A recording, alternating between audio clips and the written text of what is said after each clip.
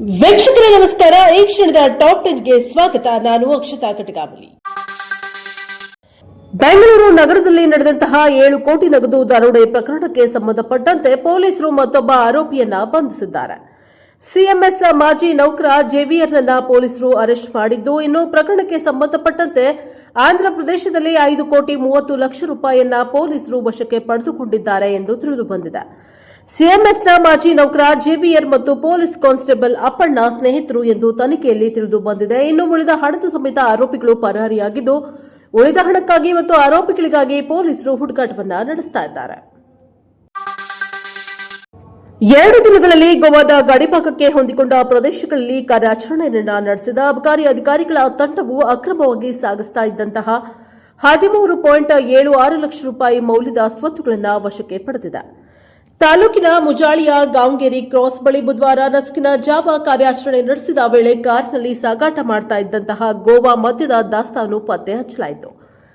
ಕಾರಿನ ಸಹಿತ 6.14 ಲಕ್ಷ ರೂಪಾಯಿ ಮೌಲ್ಯದ 133.56 ಲೀಟರ್ ಗೋವಾ ಮದ್ಯ ವಶಕ್ಕೆ ಪಡೆಯಲಾಯಿತು ಎಂದು ಅಬಕಾರಿ ಅಧಿಕಾರಿ ಡಿಎಸ್ಪಿ ರಮೇಶ್ ಭಜಂತ್ರಿ ತಿಳಿಸಿದ್ದಾರೆ. ಗೋವಾ ರಾಜ್ಯದ ಗಡಿಗೆ ಸಮೀಪದಲ್ಲಿರುವ ಮೂಡಗೇರಿ ಡ್ಯಾಂ ಪ್ರದೇಶದಲ್ಲಿ ಪರಿಶೀಲನೆ ಕೈಗೊಂಡ ವೇಳೆ ಅರಣ್ಯ ಮಾರ್ಗದಲ್ಲಿ ಸ್ಕೂಟರ್ ಬಳಸಿ ಸಾಗಿಸ್ತಾ ಇದ್ದಂತಹ ಗೋವಾ ಮದ್ಯ ದಾಸ್ತಾನನ್ನು ಗುರುವಾರ ವಶಕ್ಕೆ ಪಡೆಯಲಾಗಿದೆ. 3.62 ಲಕ್ಷ ರೂಪಾಯಿ ಮೌಲ್ಯದ 30.4 ಲೀಟರ್ ಗೋವಾ ಪೆನ್ನಿ, 784 ಲೀಟರ್ ಮದ್ಯ, 60.5 ಲೀಟರ್ ಬಿಯರ್ ವಶಕ್ಕೆ ಪಡೆಯುವ ಜೊತೆಗೆ ಅಂದಾಜು 4 ಲಕ್ಷ ರೂಪಾಯಿ ಮೌಲ್ಯದ 5 ಸ್ಕೂಟರ್ಗಳನ್ನು ವಶಕ್ಕೆ ಪಡೆಯಲಾಗಿದೆ ಎಂದು ವಿವರಣೆಯಲ್ಲಿ ತಿಳಿಸಿದ್ದಾರೆ. 2 ಪ್ರಕರಣಗಳಲ್ಲಿಯೂ ಆರೋಪಿಗಳು ಪರಾರಿಯಾಗಿದ್ದಾರೆ ಎಂದು ಅಧಿಕಾರಿಗಳು ತಿಳಿಸಿದ್ದಾರೆ. ಕರ್ನಾಟಕ ರಾಜ್ಯ ರಾಜಕೀಯದಲ್ಲಿ ಸಂಚಲನ ಮೂಡಿಸುವ ಮಹತ್ವದ ಬೆಳವಣಿಗೆಯೊಂದು ನಡೆದಿದೆ. ಕಾಂಗ್ರೆಸ್ ಸರ್ಕಾರ ಅಧಿಕಾರಕ್ಕೆ ಬಂದು 2.5 ವರ್ಷ ತುಂಬುತ್ತಾ ಇದ್ದಂತೆಯೇ ಮುಖ್ಯಮಂತ್ರಿ ಬದಲಾವಣೆಯ ಕೂಗು ಬೂದಿ ಮುಚ್ಚಿದ ಕೆಂಡದಂತೆ ಇದ್ದಿದ್ದು, ಇದೀಗ ಜ್ವಾಲಾಮುಖಿಯಾಗಿ ಸ್ಫೋಟಗೊಂಡಿದೆ. ಉಪಮುಖ್ಯಮಂತ್ರಿ ಡಿಕೆ ಶಿವಕುಮಾರ್ ಅವರು ಸಿಎಂ ಕುರ್ಚಿಗಾಗಿ ಹೈಕಮಾಂಡ್ ಮುಂದೆ ಬಿಗಿಪಟ್ಟು ಹಿಡಿದಿದ್ದು, ಈ ಬೆಳವಣಿಗೆ ರಾಜ್ಯ ಕಾಂಗ್ರೆಸ್ ವಲಯದಲ್ಲಿ ಭಾರೀ ಕಂಪನ ಸೃಷ್ಟಿಸಿದೆ. ಸದಾಶಿವನಗರದ ಡಿಕೆಶಿ ನಿವಾಸದಲ್ಲಿ ನಡೆದ ರಹಸ್ಯ ಕಾರ್ಯಾಚರಣೆಯ ಭಾಗವಾಗಿ ಡಿಕೆ ಸಹೋದರರು ದೆಹಲಿ ಮಟ್ಟದಲ್ಲಿ ತಮ್ಮ ಪ್ರಭಾವ ಬೀರಲು ಸಜ್ಜಾಗಿದ್ದಾರೆ. ಮನೆಯಲ್ಲಿಯೇ ಕುಳಿತು ರಾಜಕೀಯ ದಾಳ ಉರುಳಿಸಿರುವ ಡಿಕೆ ಶಿವಕುಮಾರ್ ಮತ್ತು ಡಿಕೆ ಸುರೇಶ್ ಹೈಕಮಾಂಡ್ ಅಂಗಳದಲ್ಲಿ ತೀರ್ಮಾನವಾಗಬೇಕಾಗಿರುವ ಅಧಿಕಾರ ಹಂಚಿಕೆಯ ವಿಚಾರಕ್ಕೆ ವೇಗ ನೀಡಿದ್ದಾರೆ. ಇದರ ನೇರ ಪರಿಣಾಮವಾಗಿ ಒಕ್ಕಲಿಗರ ಸಮುದಾಯದ ಪ್ರಮುಖ ನಾಯಕರು ಅಖಾಡಕ್ಕೆ ಇಳಿದಿದ್ದು ದೆಹಲಿ ವಿಮಾನವನ್ನ ಏರಿದ್ದಾರೆ. ಮುಖ್ಯಮಂತ್ರಿ ಬದಲಾವಣೆ ವಿಷಯದಲ್ಲಿ ಹೈಕಮಾಂಡ್ ಮೇಲೆ ಒತ್ತಡ ಹೇರುವ ತಂತ್ರಗಾರಿಕೆಯ ಭಾಗವಾಗಿ ಮಾಗಡಿ ಶಾಸಕ ಬಾಲಕೃಷ್ಣ ನೇತೃತ್ವದಲ್ಲಿ ಡಿಕೆ ಶಿವಕುಮಾರ್ ಅವರ ಆಪ್ತ ಶಾಸಕರ ದಂಡು ದೆಹಲಿಗೆ ಪ್ರಯಾಣ ಬೆಳೆಸಿದೆ. ಇಂದು ಕೇವಲ ಭೇಟಿಯಲ್ಲ, ಬದಲಾಗಿ ಶಕ್ತಿ ಪ್ರದರ್ಶನದ ತಂತ್ರವಾಗಿದೆ. ಸಿಎಂ ಸ್ಥಾನವನ್ನು ತಕ್ಷಣವೇ ಡಿಕೆಶಿಗೆ ಹಸ್ತಾಂತರಿಸಬೇಕು ಎಂಬ ಏಕೈಕ ಅಜೆಂಡಾದೊಂದಿಗೆ ಈ ತಂಡ ಹೈಕಮಾಂಡ್ ನಾಯಕರನ್ನ ಭೇಟಿಯಾಗಲಿದೆ. ಒಕ್ಕಲಿಗ ಸಮುದಾಯಕ್ಕೆ ನ್ಯಾಯ ದೊರಕಿಸಿಕೊಡಬೇಕು ಮತ್ತು ಪೂರ್ವ ಒಪ್ಪಂದದಂತೆ ಅಧಿಕಾರ ಹಂಚಿಕೆಯಾಗಬೇಕು ಎಂಬ ಆಗ್ರಹದೊಂದಿಗೆ ಪ್ರಮುಖ ಶಾಸಕರು ದೆಹಲಿ ತಲುಪಿದ್ದಾರೆ. ಈ ತಂಡದಲ್ಲಿ ಆನೇಕಲ್ ಶಾಸಕ ಶಿವಣ್ಣ, ನೆಲಮಂಗಲ ಶಾಸಕ ಶ್ರೀನಿವಾಸ್, ಕುಣಿಗಲ್ ರಂಗನಾಥ್, ರಾಮನಗರದ ಶಾಸಕ ಇಕ್ಬಾಲ್ ಹುಸೇನ್ ಹಾಗೂ ವಿಧಾನ ಪರಿಷತ್ ಸದಸ್ಯ ದಿನೇಶ್ ಗೂಳಿಗೌಡ ಪ್ರಮುಖರಾಗಿದ್ದಾರೆ. ಇವರೆಲ್ಲರೂ ಇಂದು ಸಂಜೆ ಎಐಸಿಸಿ ಅಧ್ಯಕ್ಷ ಮಲ್ಲಿಕಾರ್ಜುನ್ ಖರ್ಗೆ ಅವರನ್ನ ಭೇಟಿಯಾಗಿ ಮಾತುಕತೆ ನಡೆಸಲಿದ್ದಾರೆ. ದೆಹಲಿ ತಲುಪಿರುವ ಡಿಕೆಶಿ ಆಪ್ತ ಬಳಗಕ್ಕೆ ನಾಳೆ ಅತ್ಯಂತ ನಿರ್ಣಾಯಕ ದಿನವಾಗಲಿದೆ. ನಾಳೆ ಬೆಳಗ್ಗೆ ಕಾಂಗ್ರೆಸ್ ಪ್ರಧಾನ ಕಾರ್ಯದರ್ಶಿ ಕೆಸಿ ವೇಣುಗೋಪಾಲ್ ಅವರನ್ನ ಭೇಟಿಯಾಗಲು ಸಮಯ ನಿಗದಿ ಮಾಡಲಾಗಿದೆ. ಇದಲ್ಲದೆ ಸಚಿವ ಚಲುವರಾಯಸ್ವಾಮಿ ಕೂಡ ಹೈಕಮಾಂಡ್ ನಾಯಕರ ಭೇಟಿಗೆ ಪ್ರಯತ್ನ ನಡೆಸ್ತಾ ಇದ್ದಾರೆ. ಒಟ್ಟಾರೆಯಾಗಿ ಸರ್ಕಾರ ರಚನೆಯಾದ ಸಂದರ್ಭದಲ್ಲಿ ನೀಡಲಾಗಿತ್ತು ಎನ್ನಲಾದ 2.5 ವರ್ಷದ ಅಧಿಕಾರ ಹಂಚಿಕೆಯ ಗಡುವು ಮುಗಿದಿದ್ದು, ಈಗ ಪವರ್ ಶೇರಿಂಗ್ ಜಾರಿ ಆಗಲೇಬೇಕು ಎಂದು ಡಿಕೆಶಿ ಬಣ ಪಟ್ಟು ಹಿಡಿದಿದೆ. ದೆಹಲಿಗೆ ತೆರಳಿರುವ ಶಾಸಕರು ಮತ್ತು ಎಂಎಲ್ಸಿಗಳು ಪ್ರಮುಖವಾಗಿ ಹಳೆ ಮೈಸೂರು ಭಾಗದವರಾಗಿದ್ದು, ಒಕ್ಕಲಿಗ ಸಮುದಾಯದ ಪ್ರಬಲ ಪ್ರತಿನಿಧಿಗಳಾಗಿದ್ದಾರೆ. ಕೆಪಿಸಿಸಿ ಅಧ್ಯಕ್ಷರಾಗಿ ಪಕ್ಷವನ್ನು ಅಧಿಕಾರಕ್ಕೆ ತರುವಲ್ಲಿ ಡಿಕೆ ಶಿವಕುಮಾರ್ ಅವರ ಶ್ರಮ ಮತ್ತು ಸಮುದಾಯದ ಬೆಂಬಲವನ್ನು ಹೈಕಮಾಂಡ್ ಮುಂದೆ ಪ್ರಸ್ತಾಪಿಸಲು ಇವರು ಸಜ್ಜಾಗಿದ್ದು, ಒಕ್ಕಲಿಗ ನಾಯಕನಿಗೆ ಸಿಎಂ ಪಟ್ಟ ನೀಡುವ ಮೂಲಕ ಸಮುದಾಯಕ್ಕೆ ನ್ಯಾಯ ಒದಗಿಸಬೇಕು ಎಂಬ ಒಕ್ಕುರ್ಲ ಧ್ವನಿ ದೆಹಲಿಯಲ್ಲಿ ಮೊಳಗಲಿದೆ. ದೆಹಲಿಯಲ್ಲಿ ಶಾಸಕರು ಬೇಡು ಬಿಟ್ಟಿದ್ರೆ ಇತ್ತ ಬೆಂಗಳೂರಿನಲ್ಲಿ ಡಿಕೆ ಬ್ರದರ್ಸ್ ರಾಜಕೀಯದ ಚದುರಂಗದಾಟವಾಡ್ತಾ ಇದ್ದಾರೆ. ನವೆಂಬರ್ ತಿಂಗಳಲ್ಲಿ ರಾಜ್ಯ ರಾಜಕೀಯದಲ್ಲಿ ಕ್ರಾಂತಿಕಾರಿ ಬದಲಾವಣೆ ತರಲು ಸಿದ್ಧತೆ ನಡೆದಿದೆ ಎನ್ನಲಾಗಿದೆ. ಸುಮಾರು 1 ಗಂಟೆಗೂ ಹೆಚ್ಚು ಕಾಲ ಡಿಕೆ ಶಿವಕುಮಾರ್ ಮತ್ತು ಡಿಕೆ ಸುರೇಶ್ ಅವರು ರಹಸ್ಯ ಸಭೆ ನಡೆಸಿದ್ದು, ಯಾರಿಗೂ ಭೇಟಿಗೆ ಅವಕಾಶ ನೀಡದೆ ಬಾಗಿಲು ಮುಚ್ಚಿ ಚರ್ಚೆ ನಡೆಸಿದ್ದಾರೆ. ಈ ಸಭೆಯಲ್ಲಿ ಮುಂದಿನ ನಡೆ ಮತ್ತು ಹೈಕಮಾಂಡ್ ಮೇಲೆ ಹೇರಬೇಕಾದ ಒತ್ತಡದ ತಂತ್ರಗಳ ಬಗ್ಗೆ ಚರ್ಚಿಸಲಾಗಿದೆ ಎಂದು ಮೂಲಗಳು ತಿಳಿಸಿವೆ. ಈ ಎಲ್ಲ ಬೆಳವಣಿಗೆಗಳ ನಡುವೆ ಮಾಜಿ ಸಂಸದ ಡಿಕೆ ಸುರೇಶ್ ನೀಡಿರುವ ಹೇಳಿಕೆ ತೀವ್ರ ಕುತೂಹಲ ಕೆರಳಿಸಿದೆ. ಸಿದ್ದರಾಮಯ್ಯ ಅವರು ಕೊಟ್ಟ ಮಾತಿನಂತೆ ನಡೆಯುವವರು ಎಂದು ಹೇಳುವ ಮೂಲಕ ಪರೋಕ್ಷವಾಗಿ ಹಳೆಯ ಒಪ್ಪಂದವನ್ನ ನೆನಪಿಸಿದ್ದಾರೆ. ಸಿದ್ದರಾಮಯ್ಯ ಅವರು ಹಿಂದೆ ಕೊಟ್ಟ ಮಾತಿಗೆ ತಪ್ಪಿಲ್ಲ, ಈಗಲೂ ತಪ್ಪೋದಿಲ್ಲ ಮತ್ತು ಮುಂದೆಯೂ ಕೊಟ್ಟ ಮಾತಿನಂತೆ ನಡೆದುಕೊಳ್ತಾರೆ ಎಂದು ಸುರೇಶ್ ಹೇಳಿದ್ದಾರೆ. ಇದರತ್ತ 2.5 ವರ್ಷದ ನಂತರ ಅಧಿಕಾರ ಬಿಟ್ಟುಕೊಡುವ ಮಾತನ್ನ ಸಿದ್ದರಾಮಯ್ಯ ಉಳಿಸಿಕೊಳ್ಳಬೇಕು ಎಂಬ ಒತ್ತಡವನ್ನ ಅತ್ಯಂತ ನಾಜೂಕಾಗಿ ಹೇಳಿದ್ದಾರೆ. ನನ್ನ ಅಣ್ಣನಿಗೆ ಅದೃಷ್ಟವಿದ್ರೆ ಸಿಎಂ ಆಗ್ತಾರೆ, ಎಲ್ಲದಕ್ಕೂ ಹೈಕಮಾಂಡ್ ಉತ್ತರ ಕೊಡಲಿದೆ ಎಂಬ ಮೂಲಕ ಚೆಂಡನ್ನ ವರಿಷ್ಠರ ಅಂಗಳಕ್ಕೆ ತಳ್ಳಿದ್ದಾರೆ. ಒಟ್ಟಿನಲ್ಲಿ ನವೆಂಬರ್ ತಿಂಗಳು ಕರ್ನಾಟಕ ಕಾಂಗ್ರೆಸ್ ಪಾಲಿಗೆ ಅಗ್ನಿ ಪರೀಕ್ಷೆಯಾಗಿ ಪರಿಣಮಿಸಿದೆ. ಸಿಎಂ ಸಿದ್ದರಾಮಯ್ಯ ಮತ್ತು ಡಿಸಿಎಂ ಡಿಕೆ ಶಿವಕುಮಾರ್ ನಡುವಿನ ಅಧಿಕಾರ ಹಂಚಿಕೆಯ ಹಗ್ಗಜಗ್ಗಾಟ ಇದೀಗ ಕ್ಲೈಮ್ಯಾಕ್ಸ್ ಹಂತಕ್ಕೆ ತಲುಪಿದ್ದು, ದೆಹಲಿ ದಂಡಯಾತ್ರೆ ಯಾವ ತಿರುವು ಪಡೆಯಲಿದೆ ಎಂಬುದನ್ನು ಕಾದು ನೋಡಬೇಕು.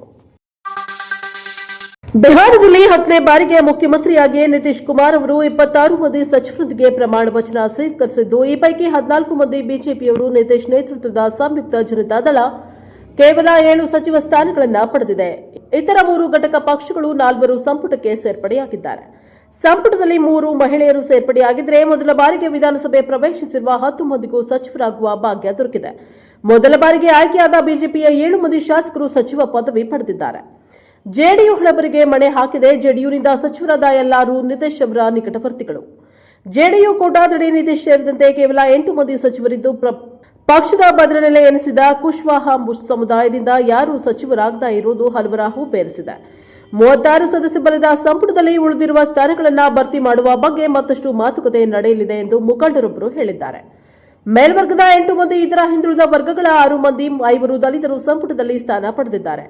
ಸಂಯುಕ್ತ ಜನತಾದಳ ಶಾಸಕ ಜಾಮಾ ಖಾನ್ ಅಲ್ಪಸಂಖ್ಯಾತ ವರ್ಗದ ಏಕೈಕ ಪ್ರತಿನಿಧಿಯಾಗಿದ್ದಾರೆ. 33 ಶಾಸಕರನ್ನ ಹೊಂದಿರುವ ರಾಜಪೂತ್ ಸಮುದಾಯ ಗರಿಷ್ಠ ಪ್ರಾತಿನಿಧ್ಯ ಪಡೆದಿದ್ದು, ಬ್ರಾಹ್ಮಣ, ಯಾದವ, ಕುರ್ಮಿ, ಕುಶ್ವಾಹಾ ಮತ್ತು ನಿಷದ್ ಸಮುದಾಯದ ತಲಾ 2 ಸಂಪುಟದಲ್ಲಿದ್ದಾರೆ. ಬಿಜೆಪಿ ಶಾಸಕ ಹಾಗೂ ಒಬಿಸಿ ಮುಖಂಡ ಸಮರ್ಥ ಚೌಧರಿ ಹಾಗೂ ಮೇಲ್ವರ್ಗದ ಬುಹಾರ್ ಸಮುದಾಯಕ್ಕೆ ಸೇರಿದ ವಿಜಯ್ ಕುಮಾರ್ ಸಿನ್ಹಾ ಉಪಮುಖ್ಯಮಂತ್ರಿಗಳಾಗಿ ಸ್ಥಾನವನ್ನು ಉಳಿಸಿಕೊಂಡಿದ್ದಾರೆ. ಆರ್ಎಲ್ಎಂ ಮುಖ್ಯಸ್ಥ ಉಪೇಂದ್ರ ಕುಶ್ವಾಹಾ ತಮ್ಮ ಮಗ ದೀಪಕ್ ಪ್ರಕಾಶ್ ಅವರನ್ನ ಸಂಪುಟಕ್ಕೆ ಸೇರ್ಪಡೆಗೊಳಿಸಿದ್ದು, ಸಾರ್ವಜನಿಕವಾಗಿ ಅಪರಿಚಿತರಾಗಿರುವ ಅವರು ಇನ್ನೂ ಯಾವುದೇ ಸದನದ ಸದಸ್ಯರಾಗಿಲ್ಲ. ಕುಶ್ವಾಹಾ ಪತ್ನಿ ಸ್ನೇಹಲತಾ ಕುಶ್ವಾಹಾ ಶಾಸಕಿಯಾಗಿ ಆಯ್ಕೆಯಾಗಿದ್ದಾರೆ. ಕೇಂದ್ರ ಸಚಿವ ಜಿತನ್ ರಾಮ್ ಮಾಂಜಿ ಅವರ ಪುತ್ರ ಸಂತೋಷ್ ಕುಮಾರ್ ಸುಮನ್ ಎಚ್ಎಂ ಪ್ರತಿನಿಧಿಯಾಗಿ ಸಂಪುಟದಲ್ಲಿ ಮುಂದುವರಿಯಲಿದ್ದಾರೆ. ಬಿಹಾರದ ರಾಜಕೀಯ ಚರಿತ್ರೆಯಲ್ಲಿ ನಿತೀಶ್ ಕುಮಾರ್ ಅವರು ಹೊಸದೊಂದು ಮೈಲಿಗಲ್ಲು ಸ್ಥಾಪಿಸಿದ್ದಾರೆ. ಪಾಟ್ನಾದ ಗಾಂಧಿ ಮೈದಾನದಲ್ಲಿ ನಡೆದ ಐತಿಹಾಸಿಕ ಸಮಾರಂಭದಲ್ಲಿ ಅವರು 10ನೇ ಬಾರಿಗೆ ಮುಖ್ಯಮಂತ್ರಿಯಾಗಿ ಪ್ರಮಾಣ ವಚನ ಸ್ವೀಕರಿಸುವ ಮೂಲಕ ಅತಿ ದೀರ್ಘಕಾಲ ಸೇವೆ ಸಲ್ಲಿಸಿದ ನಾಯಕರ ಸಾಲಿನಲ್ಲಿ ಅಗ್ರಸ್ಥಾನಕ್ಕೇರಿದ್ದಾರೆ. ಆದರೆ ಈ ರಾಜಕೀಯ ಸಂಭ್ರಮದ ನಡುವೆ ದೇಶದ ಗಮನ ಸೆಳೆದಿರುವುದು ನಿತೀಶ್ ಕುಮಾರ್ ಅವರ ಸರಳ ಜೀವನ ಶೈಲಿ ಮತ್ತು ಅವರು ಚುನಾವಣಾ ಆಯೋಗಕ್ಕೆ ಸಲ್ಲಿಸಿದ್ದ ಆಸ್ತಿಯ ವಿವರ. 4 ದಶಕಗಳ ಸುದೀರ್ಘ ರಾಜಕೀಯ ಜೀವನ ಮತ್ತು 10 ಬಾರಿ ಮುಖ್ಯಮಂತ್ರಿ ಗಾದಿ ಏರಿದ್ರೂ ಕೂಡ ನಿತೀಶ್ ಕುಮಾರ್ ಅವರ ಆಸ್ತಿ ಪಾಸ್ತಿಗಳಲ್ಲಿ ಯಾವುದೇ ಅಸ್ವಾಭಾವಿಕ ಏರಿಕೆಯಾಗಿಲ್ಲ. ಭ್ರಷ್ಟಾಚಾರದ ಕಪಟು ತಟ್ಟದ ಮಿಸ್ಟರ್ ಕ್ಲೀನ್ ಎಂದೇ ಬಿಂಬಿತವಾಗಿರುವ ನಿತೀಶ್ ಕುಮಾರ್ ಇಂದಿಗೂ ಕೇವಲ 21,052 ರೂಪಾಯಿ ನಗದು ಹಣವನ್ನು ಕೈಯಲ್ಲಿ ಇಟ್ಟುಕೊಂಡಿದ್ದಾರೆ ಎಂಬುದು ಅಚ್ಚರಿಯ ಸಂಗತಿ. ಚುನಾವಣಾ ಆಯೋಗಕ್ಕೆ ಸಲ್ಲಿಸಲಾದ ಅಫಿಡವಿಟ್ ಪ್ರಕಾರ ನಿತೀಶ್ ಕುಮಾರ್ ಅವರ ಒಟ್ಟು ಚರಾಸ್ತಿ ಮೌಲ್ಯ ಸುಮಾರು 14 ಲಕ್ಷ ರೂಪಾಯಿಗಳು. ಇದರಲ್ಲಿ ಬ್ಯಾಂಕ್ ಠೇವಣಿಗಳು, ಹೂಡಿಕೆ ಮತ್ತು ಅವುಗಳ ಬಡ್ಡಿ ಸೇರಿದೆ. ವಿಶೇಷವೆಂದರೆ ಮುಖ್ಯಮಂತ್ರಿಗಳ ಬಳಿ ಬೆಳೆ ಬಾಳುವ ಐಷಾರಾಮಿ ಕಾರುಗಳಿಲ್ಲ. ಅವರು ಬಳಿ ಇರುವುದು ಕೇವಲ ಒಂದು ಫೋರ್ಡ್ ಎಕೋಸ್ಪೋರ್ಟ್ ಕಾರು ಮಾತ್ರ. ಇನ್ನು ಕೃಷಿ ಮತ್ತು ಹೈನುಗಾರಿಕೆಯುತ ಹಿನ್ನೆಲೆಯಲ್ಲಿ ಬಿಟ್ಟುಕೊಡದ ನಿತೀಶ್ ತಮ್ಮ ಬಳಿ 13 ದನ ಮತ್ತು 10 ಆಕಳುಗಳಿವೆ ಎಂದು ಘೋಷಿಸಿಕೊಂಡಿದ್ದಾರೆ. ಈ ಜಾನುವಾರುಗಳೇ ಅವರ ಪ್ರಮುಖ ಸಂಪತ್ತಿನ ಭಾಗವಾಗಿದೆ. ಇನ್ನು ಸ್ಥಿರಾಸ್ತಿಯ ವಿಚಾರಕ್ಕೆ ಬಂದರೆ ದೆಹಲಿಯ ದ್ವಾರಕದಲ್ಲಿ 2004ರಲ್ಲಿ ಖರೀದಿಸಿದ 1000 ಚದರ ಅಡಿಯ ಒಂದು ಫ್ಲಾಟ್ ಮಾತ್ರ ಅವರ ಹೆಸರಿನಲ್ಲಿದೆ. ಪ್ರಸ್ತುತ ಇದರ ಮೌಲ್ಯ 1.48 ಕೋಟಿ ರೂಪಾಯಿ. ಒಟ್ಟಾರೆಯಾಗಿ ಸ್ಥಿರಾಸ್ತಿ ಮತ್ತು ಚರಾಸ್ತಿ ಎಲ್ಲವೂ ಸೇರಿದ್ರೂ ಅವರ ಆಸ್ತಿ ಮೌಲ್ಯ 1.65 ಕೋಟಿ ರೂಪಾಯಿ ದಾಟಿಲ್ಲ.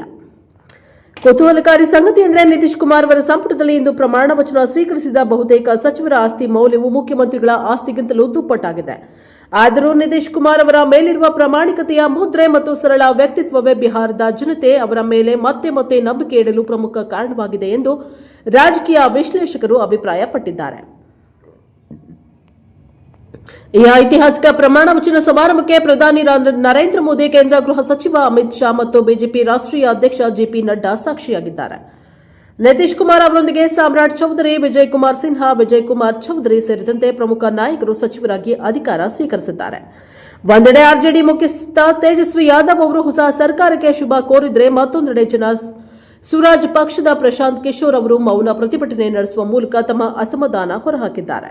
ಒಟ್ಟಿನಲ್ಲಿ 10ನೇ ಬಾರಿಗೆ ಅಧಿಕಾರ ಹಿಡಿದಿರುವ ನಿತೀಶ್ ಕುಮಾರ್ ತಮ್ಮ ಸರಳತೆ ಮತ್ತು ಆಡಳಿತದ ಮೂಲಕ ಬಿಹಾರವನ್ನು ಮುನ್ನಡೆಸಲು ಸಜ್ಜಾಗಿದ್ದಾರೆ. ಬೆಂಗಳೂರಿನಲ್ಲಿ ಹೊಂಗಸಂದ್ರದಲ್ಲಿ ನಡೆದಿದ್ದ ಗಾರ್ಮೆಂಟ್ಸ್ ನೌಕರ ಹತ್ಯೆ ಪ್ರಕರಣವನ್ನು ಬೊಮ್ಮನಹಳ್ಳಿ ಪೊಲೀಸರು ಭೇದಿಸಿದ್ದಾರೆ. ಪ್ರಮೋದ ಕೊಲೆ ಪ್ರಕರಣ ಸಂಬಂಧ ಮೃತಳ ಮಾವನನ್ನ ಬೊಮ್ಮನಹಳ್ಳಿ ಠಾಣೆ ಪೊಲೀಸರು ಬಂಧಿಸಿದ್ದಾರೆ. ಉತ್ತರ ಕನ್ನಡ ಜಿಲ್ಲೆಯ ಶಿರಸಿ ತಾಲೂಕಿನ ಮಂದಣ್ಣ ಎಂಬಾತನ ಬಂಧನವಾಗಿದ್ದು, ಮನೆಯಲ್ಲಿ ಪ್ರಮೋದಳ ಕುತ್ತಿಗೆ ಚಾಕುವಿನಿಂದ ಇರಿದು ಭಾನುವಾರ ರಾತ್ರಿ ಕೊಂದು ಆರೋಪಿ ಪರಾರಿಯಾಗಿದ್ದ. ಕೊಲೆ ಕೇಸ್ ದಾಖಲಿಸಿಕೊಂಡ ಪೊಲೀಸರು ತನಿಖೆಗಿಳಿದಿದ್ದು, ಈ ಮೊದಲು ಮಂದಣ್ಣ ಪುತ್ರ ಸುರೇಶ್ನನ್ನ ಪ್ರಮೋದ ಮದುವೆಯಾಗಿದ್ಲು. ಬಳಿಕ ಕೌಟುಂಬಿಕ ಕಲಹ ಹಿನ್ನೆಲೆ ಪತಿಯಿಂದ ದೂರವಾಗಿ ಬೆಂಗಳೂರಿಗೆ ಬಂದು ಗಾರ್ಮೆಂಟ್ಸ್ನಲ್ಲಿ ಕೆಲಸ ಮಾಡಿಕೊಂಡು ಜೀವನವನ್ನ ಸಾಗಿಸ್ತಾ ಇದ್ಲು. ಈ ನಡುವೆ ರಮೇಶ್ ಎಂಬಾತನ ಜೊತೆ ಪ್ರಮೋದ ಅನೈತಿಕ ಸಂಬಂಧ ಹೊಂದಿದ್ದಳಂತೆ. ಹೀಗಿರುವಾಗ ಕೆಲ ತಿಂಗಳ ಹಿಂದೆ ತಮ್ಮ ಒಡವೆ ಅಡಮಾನವಿಟ್ಟು 1 ಲಕ್ಷ ರೂಪಾಯಿಯನ್ನ ಸೊಸೆಗೆ ಮಂದಣ್ಣ ಸಾಲ ಕೊಡಿಸಿದ್ದಂತೆ. ಆದರೆ ಆರಂಭದಲ್ಲಿ ಕೆಲ ಕಂತು ಬಡ್ಡಿ ಕಟ್ಟಿ ನಂತರ ಹಣ ವಾಪಸ್ ಕೊಡದೆ ಬಡ್ಡಿ ಕಟ್ಟದೆ ಪ್ರಮೋದ ಸುಮ್ಮನಾಗಿದ್ಲು. ಈ ಹಣಕಾಸು ವಿಚಾರವಾಗಿ ಸೊಸೆ ಜೊತೆ ಮಂದಣ್ಣ ಗಲಾಟೆ ಮಾಡಿಕೊಂಡಿದ್ದ. ಆದರೆ ಇದಕ್ಕೆ ಕ್ಯಾರೆ ಎನ್ನದ ಪ್ರಮೋದ ಹಣ ಕೊಡುವುದಿಲ್ಲ ಎಂದು ರಗಳೆ ಮಾಡಿದ್ಲಂತೆ. ಇದೇ ಹಣದ ಸಂಬಂಧ ಮಾತುಕತೆಗೆ ಭಾನುವಾರ ಸೊಸೆ ಮನೆಗೆ ಮಂದಣ್ಣ ಬಂದಿದ್ದ. ಆಗ ಹಣ ಮರಳಿಸುವ ವಿಚಾರವಾಗಿ ಸೊಸೆ ಮತ್ತು ಮಾವನ ಮಧ್ಯೆ ಮಾತಿನ ಚಕಮಕಿ ನಡೆದು ಪರಿಸ್ಥಿತಿ ವಿಕೋಪಕ್ಕೆ ಹೋಗಿದೆ. ಈ ಗಲಾಟೆ ಶಾಂತವಾದ ಬಳಿಕ ನಿದ್ರೆಗೆ ಜಾರಿದ ಪ್ರಮೋದಳ ಕುತ್ತಿಗೆಗೆ ಅಡುಗೆ ಮನೆಯಿಂದ ಚಾಕು ತಂದು ಇರಿದು ಕೊಂದು ಮಂದಣ್ಣ ಪರಾರಿಯಾಗಿದ್ದ. ಸದ್ಯ ತನಿಖೆ ನಡೆಸಿ ಸೊಸೆ ಕೊಂದ ಮಂದಣ್ಣನನ್ನ ಪೊಲೀಸರು ಬಂಧಿಸಿ ಜೈಲಿಗಟ್ಟಿದ್ದಾರೆ. ಇನ್ನು ತನ್ನ ಮಾನವನಿಂದ ಸಾಲ ಪಡೆದಿದ್ದ ಹಣವನ್ನ ಪ್ರಿಯಕರ ರಮೇಶ್ಗೆ ಮೃತ ಪ್ರಮೋದ ಕೊಟ್ಟಿದ್ದಳು ಎಂಬ ಆರೋಪವಿದೆ. ಒಟ್ಟಾರೆ 1 ಲಕ್ಷ ರೂಪಾಯಿಗಾಗಿ ಮಂದಣ್ಣ ಕೊಲೆ ಮಾಡಿ ಜೈಲು ಸೇರಿದ್ದು ನಿಜವಾಗಿಯೂ ದುರಂತವೇ ಸರಿ. ಒಂದು ಕಡೆ F-35 ಯುದ್ಧ ವಿಮಾನ ಮಾರಾಟ ಮಾಡಲು ಅಮೆರಿಕ ಪ್ರಯತ್ನ ನಡೆಸ್ತಾ ಇರುವಾಗಲೇ ಇದೀಗ ಮಿತ್ರ ರಾಷ್ಟ್ರ ರಷ್ಯಾ 5ನೇ ತಲೆಮಾರಿನ Su-57 ಯುದ್ಧ ವಿಮಾನವನ್ನು ಭಾರತಕ್ಕೆ ಮಾರಾಟ ಮಾಡಲು ಮುಂದೆ ಬಂದಿದೆ. ಕೇವಲ ವಿಮಾನ ಮಾರಾಟ ಮಾತ್ರವಲ್ಲ, ಅತ್ಯಾಧುನಿಕ ಯುದ್ಧ ವಿಮಾನದ ಪೂರ್ಣ ತಂತ್ರಜ್ಞಾನ ವರ್ಗಾವಣೆಗೆ ಸಿದ್ಧ. ಯುದ್ಧ ವಿಮಾನದ ತಂತ್ರಜ್ಞಾನ ಸಂಬಂಧ ನಿಮಗೆ ಏನೇನು ಬೇಕೋ ಅದನ್ನೆಲ್ಲ ಕೊಡಲು ನಾವು ಸಿದ್ಧ ಎಂಬ ಕಂಡು ಕೇಳರಿಯದ ಪ್ರಸ್ತಾಪವನ್ನು ಭಾರತದ ಮುಂದಿಟ್ಟಿದೆ ಎನ್ನಲಾಗಿದೆ. ಮೊದಲಿನ ಪ್ರಸ್ತಾಪದ ಪ್ರಕಾರ ಮೊದಲ ಹಂತದಲ್ಲಿ ವಿಮಾನ ಮಾರಾಟ, ಬಳಿಕ ಭಾರತದಲ್ಲೇ ಉತ್ಪಾದನೆಯ ಪ್ರಸ್ತಾಪ ಇತ್ತು. ಆದರೆ ಇದೀಗ ಮೊದಲ ಹಂತದಲ್ಲೇ ಯುದ್ಧ ವಿಮಾನ ಪೂರ್ಣ ತಂತ್ರಜ್ಞಾನದ ಪ್ರಸ್ತಾಪವನ್ನು ರಷ್ಯಾ ಮುಂದಿಟ್ಟಿದೆ. ಯಾವುದೇ ದೇಶವೊಂದು ಯುದ್ಧ ವಿಮಾನದ ತಂತ್ರಜ್ಞಾನವನ್ನೇ ಈ ಮಟ್ಟಿಗೆ ಭಾರತಕ್ಕೆ ಹಸ್ತಾಂತರ ಮಾಡಲು ಮುಂದಾಗಿರುವುದು ಇದೇ ಮೊದಲು. ಒಂದು ವೇಳೆ ಭಾರತ ಇದಕ್ಕೆ ಏನಾದರೂ ಒಪ್ಪಿಗೆ ಸೂಚಿಸಿದರೆ ಪಾಶ್ಚಿಮಾತ್ಯ ರಾಷ್ಟ್ರಗಳು ಪದೇ ಪದೇ ನಿರಾಕರಿಸುತ್ತಲೇ ಬಂದಿದ್ದ ತಂತ್ರಜ್ಞಾನ ಭಾರತದ ಕೈ ಸೇರಲಿದೆ. ಭಾರತದ ವೈಮಾನಿಕ ತಂತ್ರಜ್ಞಾನ ಅಭಿವೃದ್ಧಿಯ ದಿಕ್ಕೆ ಬದಲಾಗುವ ನಿರೀಕ್ಷೆ ಇದೆ ಎಂದು ರಕ್ಷಣಾ ತಜ್ಞರು ವಿಶ್ಲೇಷಿಸಿದ್ದಾರೆ. ಡಿಸೆಂಬರ್ ತಿಂಗಳಲ್ಲಿ ರಷ್ಯಾ ಅಧ್ಯಕ್ಷ ವ್ಲಾದಿಮಿರ್ ಪುಟಿನ್ ಅವರು ಭಾರತಕ್ಕೆ ಭೇಟಿ ನೀಡಲಿದ್ದಾರೆ. ಈ ವೇಳೆ Su-57 ಯುದ್ಧ ವಿಮಾನ ಮಾರಾಟದ ಪ್ರಸ್ತಾಪ ಸಲ್ಲಿಸುವ ನಿರೀಕ್ಷೆ ಇದೆ. ಇದರ ಜೊತೆಗೆ ಸಿಂಗಲ್ ಎಂಜಿನ್ ಯುದ್ಧ ವಿಮಾನ Su-75 ಚೆಕ್ಮೇಟ್ ಅನ್ನು ಭಾರತಕ್ಕೆ ನೀಡಲು ರಷ್ಯಾ ಮುಂದೆ ಬಂದಿದೆ ಎಂದು ವರದಿಗಳು ಹೇಳಿವೆ. ಚನ್ನಪಟ್ಟಣ ತಾಲೂಕಿನ ಅಕ್ಕೂರು ಪೊಲೀಸ್ ಠಾಣೆಯ ವ್ಯಾಪ್ತಿಯಲ್ಲಿ ಅಮಾನವೀಯ ಘಟನೆಯೊಂದು ವರದಿಯಾಗಿದೆ. ತಂದೆಯೇ ತನ್ನ ಸ್ವಂತ ಮಗಳ ಮೇಲೆ ಅತ್ಯಾಚಾರ ಎಸಗಿರುವ ಘಟನೆ ಬೆಳಕಿಗೆ ಬಂದಿದೆ. ಪತ್ನಿ ಪೊಲೀಸರಿಗೆ ನೀಡಿದ ದೂರಿನ ಆಧಾರದ ಮೇಲೆ ತಿಮ್ಮರಾಜು ಎಂಬಾತನನ್ನ ಬಂಧಿಸಲಾಗಿದೆ. ಬೆಂಗಳೂರಿನಲ್ಲಿ ಪೇಂಟಿಂಗ್ ಕೆಲಸ ಮಾಡ್ತಾ ಇದ್ದ ತಿಮ್ಮರಾಜು 15 ದಿನಕ್ಕೊಮ್ಮೆ ತಾಲೂಕಿನಲ್ಲಿರುವ ತನ್ನ ಸ್ವಗ್ರಾಮಕ್ಕೆ ಭೇಟಿ ನೀಡುತ್ತಾ ಇದ್ದ. ತಿಮ್ಮರಾಜು ಹಾಗೂ ದಂಪತಿಗೆ 3 ಹೆಣ್ಣು ಮಕ್ಕಳಿದ್ದು, ಈ ಪೈಕಿ ಹಿರಿಯ ಪುತ್ರಿ ಬುದ್ಧಿಮಾಂದ್ಯಗಳಾಗಿರುವ ಕಾರಣ ತಾಯಿಯ ಜೊತೆ ಊರಿನಲ್ಲಿಯೇ ವಾಸವಿರ್ತಾಳೆ. ಉಳಿದ 2 ಮಕ್ಕಳು ಕೆಲಸ ಹಾಗೂ ವಿದ್ಯಾಭ್ಯಾಸಕ್ಕೆಂದು ಬೇರೆ ಊರುಗಳಲ್ಲಿ ವಾಸವಿದ್ರು. ಇನ್ನು ಬುದ್ಧಿಮಾಂದ್ಯ ಮಗಳ ಜೊತೆ ಊರಿನಲ್ಲಿ ವಾಸವಿದ್ದ ತಾಯಿ ಕೂಲಿ ಕೆಲಸಕ್ಕೆಂದು ತೆರಳಿದ್ದಾರೆ. ಎಂದಿನಂತೆ ಹೊರಗಿನಿಂದ ಬಾಗಿಲು ಲಾಕ್ ಮಾಡಿಕೊಂಡು ತೆರಳಿದ್ದ ಆಕೆ ಸಂಜೆ 4 ಗಂಟೆಗೆ ವಾಪಸ್ಸು ಬಂದು ನೋಡಿದಾಗ ಮಗಳು ಇರುತ್ತಿದ್ದ ಜಾಗದಲ್ಲಿ ಇರಲಿಲ್ಲ. ಕೂಡಲೇ ಕೋಣೆಯ ಕಡೆ ಪರಿಶೀಲಿಸಿದಾಗ ಪತಿ ತಿಮ್ಮರಾಜು ಮಗಳ ಮೇಲೆಯೇ ಅತ್ಯಾಚಾರ ಎಸಗುತ್ತಿದ್ದುದು ಕಂಡುಬಂದಿದೆ. ಹೀಗೆ ಪತ್ನಿಗೆ ರೆಡ್ ಹ್ಯಾಂಡ್ ಆಗಿ ಸಿಕ್ಕಿಬಿದ್ದ ಕೂಡಲೇ ಯಾರಿಗೂ ಹೇಳಬೇಡ, ನನ್ನಿಂದ ತಪ್ಪಾಗಿದೆ ಎಂದು ಬೇಡಿಕೊಂಡಿದ್ದಾನೆ. ಬಳಿಕ ಪತ್ನಿ ತನ್ನ ಸಹೋದರನಿಗೆ ವಿಷಯ ತಿಳಿಸಿ ಅಕ್ಕೂರು ಪೊಲೀಸ್ ಠಾಣೆಗೆ ತೆರಳಿ ದೂರನ್ನ ದಾಖಲಿಸಿದ್ದಾರೆ. ಮಗು ಕೆಂಪಾಗಿ ಹುಟ್ಟಿದ್ದಕ್ಕೆ ಅನುಮಾನಗೊಂಡ ಪತಿಯೊಬ್ಬ ತನ್ನ ಪತ್ನಿಯ ಶೀಲವನ್ನ ಶಂಕಿಸಿ ಕತ್ತು ಸಿಳಿ ಕೊಲೆ ಮಾಡಿರುವ ಘಟನೆ ಬಿಹಾರದಲ್ಲಿ ನಡೆದಿದೆ. ಬಿಹಾರದ ಕತಿಹಾರ್ ಜಿಲ್ಲೆಯ ಅಬಾದ್ಪುರ ಪೊಲೀಸ್ ಠಾಣೆ ವ್ಯಾಪ್ತಿಯ ನಾರಾಯಣಪುರ ಗ್ರಾಮದಲ್ಲಿ ಈ ಘಟನೆ ಸಂಭವಿಸಿದೆ. ಪೊಲೀಸರು ಸ್ಥಳಕ್ಕೆ ಆಗಮಿಸಿ ಆರೋಪಿ ಗಂಡನ ವಿರುದ್ಧ ಪ್ರಕರಣವನ್ನು ದಾಖಲಿಸಿ ಅವನನ್ನು ಹುಡುಕಲು ಪ್ರಾರಂಭಿಸಿದ್ದಾರೆ. ವರದಿಗಳ ಪ್ರಕಾರ ಅಜಂನಗರ ಪೊಲೀಸ್ ಠಾಣೆ ವ್ಯಾಪ್ತಿಯ ಜುಲ್ಕಿ ಗ್ರಾಮದ ನಿವಾಸಿ ಸುಕುಮಾರ್ ದಾಸ್ನ ಹೆಂಡತಿ 3 ತಿಂಗಳ ಹಿಂದೆ ಗಂಡು ಮಗುವಿಗೆ ಜನ್ಮ ನೀಡಿದ್ದಾರೆ.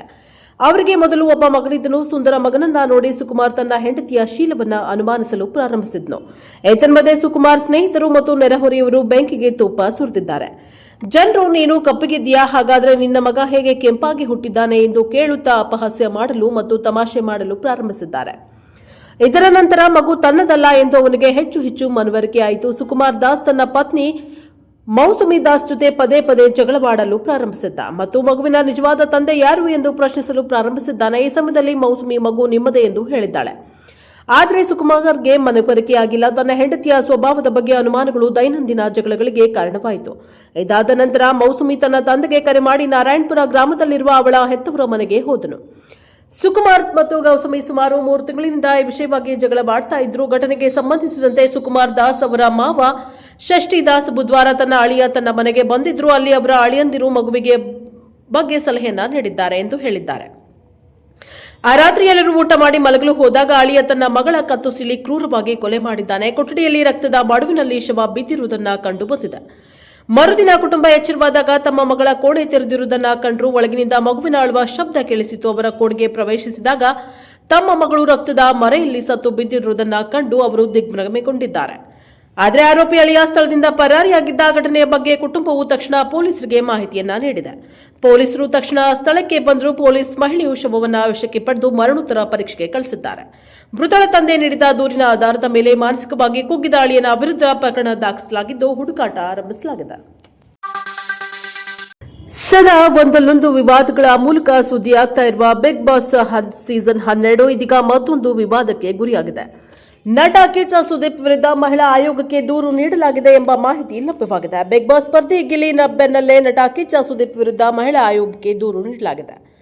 ಕಳೆದ ವೀಕೆಂಡ್ನಲ್ಲಿ ರಕ್ಷಿತಾ ಶೆಟ್ಟಿ ವಿರುದ್ಧ ಸುದೀಪ್ ಗರಂ ಆಗಿದ್ರು. ನನ್ನ ಪಿತ್ತ ನೆತ್ತಿಗೇರ್ತಾ ಇಲ್ಲ, ಅದಕ್ಕಿಂತ ಮೊದಲು ಅಂತ ಬೈದಿದ್ರು.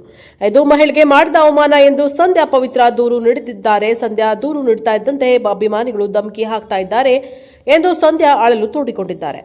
ಸಂಧ್ಯಾ ಪವಿತ್ರ ಎಂಬುವರು ಆಯೋಗಕ್ಕೆ ದೂರು ನೀಡಿದ್ದು ಹಾಗೂ ಬಿಡದಿ ಪೊಲೀಸ್ ಠಾಣೆಗೂ ದೂರನ್ನ ನೀಡಿದ್ದಾರೆ. ಬಿಗ್ ಬಾಸ್ ಸ್ಪರ್ಧೆ ಗಿಲ್ಲಿ ನಟನ ವಿರುದ್ಧ ರಾಜ್ಯ ಮಹಿಳಾ ಆಯೋಗಕ್ಕೆ ದೂರು ನೀಡಲಾಗಿದೆ. ಬಿಗ್ ಬಾಸ್ ಸ್ಪರ್ಧೆ ವೇಳೆ ರಿಷಾ ಬಟ್ಟೆಗಳನ್ನ ವಾಶ್ರೂಮ್ನಲ್ಲಿ ಇಟ್ಟ ವಿಚಾರಕ್ಕೆ ಸಂಬಂಧಿಸಿದಂತೆ ಗಿಲ್ಲಿ ವಿರುದ್ಧ ಮಹಿಳಾ ಆಯೋಗಕ್ಕೆ ದೂರು ನೀಡಲಾಗಿದೆ. ಅಲ್ಲದೆ ಗಿಲ್ಲಿ ಮಹಿಳೆಯರ ಬಗ್ಗೆ ಅವಮಾನಕರವಾಗಿ ಮಾತನಾಡ್ತಾ ಇದ್ದಾರೆ ಎಂದು ದೂರಲಾಗಿದೆ. ದೂರಿನ ಹಿನ್ನೆಲೆಯಲ್ಲಿ ಮಹಿಳಾ ಆಯೋಗ ವಿಡಿಯೋ ಫುಟೇಜ್ ಪರಿಶೀಲನೆ ಮಾಡಿದ್ದು ಮೇಲ್ನೋಟಕ್ಕೆ ಗಿಲ್ಲಿ ನಟ ತಪ್ಪಾಗಿ ನಡೆದುಕೊಂಡ ಬಗ್ಗೆ ಯಾವುದೇ ಸಾಕ್ಷಿ ಸಿಗದ ಕಾರಣಕ್ಕೆ ಪ್ರಕರಣವನ್ನು ಆಯೋಗದ ಲೀಗಲ್ ಟೀಮ್ ಅಭಿಪ್ರಾಯಕ್ಕೆ ಕಳಿಸಿಕೊಡಲಾಗಿದೆ ಎಂದು ತಿಳಿದು ಬಂದಿದೆ. ಇದಾಗಿತ್ತು ಕ್ಷಣದ ಟಾಪ್ 10 ನಿರಂತರ ಸುದ್ದಿಗಾಗಿ ನೋಡ್ತಾ ಇರಿ NK 4 ಇದು ನಿರಂತರ ಕಾರ್ಯಪಡೆ.